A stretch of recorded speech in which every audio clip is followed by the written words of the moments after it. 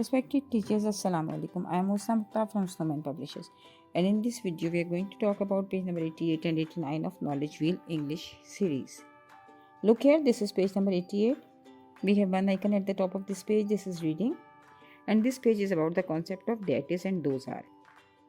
हम बच्चों को नेमिंग वर्ड्स बता चुके हैं, सिंगुलर प्लूरल बता चुके हैं, this is and these are का इस्तेमाल भी बता चुके हैं.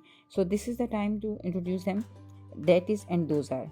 बच्चों को बताना है कि that is we use to talk about one thing for far और away from you, and those are use to talk about more than one thing far और अवे फ्रॉम यू. यानी कोई ऐसी चीज़ जो वन है, एक की तादाद में है, तो उसके लिए हम दैट इज़ का यूज़ करेंगे, और जबकि वो आपसे दूर है. और दोज आर जो है वो अगर मोर देन वन चीज़ें हैं और वो आपसे दूर हैं, तब भी उसके लिए दोज आर इस्तेमाल करेंगे. इसके लिए एक पोइम दी गई है और साथ साथ बच्चों को कहा गया है कि underline the things and Singh the poem. तो इसमें बच्चों को चीज़ों के नाम को अंडरलाइन करना है और साथ साथ पोइम को पढ़ना है.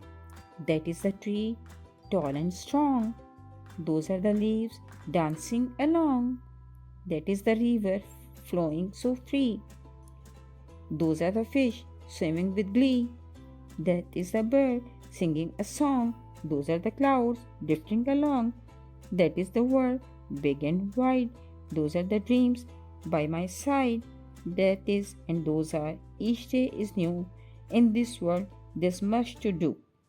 ये छोटी सी एक पोइम है जो बच्चों को आप याद करवाइए ताकि वो दैट इज़ और दोज आर की स्पीकिंग भी कर सकें और उसको रोज़मर्रा में इस्तेमाल भी कर सकें. फिर पेज नंबर 89 में जो है रीइंफोर्समेंट है. Take the correct word this is and that is. तो अगर करीब है तो आप उसको दिस इज़ का यूज़ करेंगे, और अगर आपका जो पॉइंटिंग है, जो कि इशारा किया जा रहा है, वो दूर है, तो आप दैट इज़ का वर्ड यूज़ करेंगे.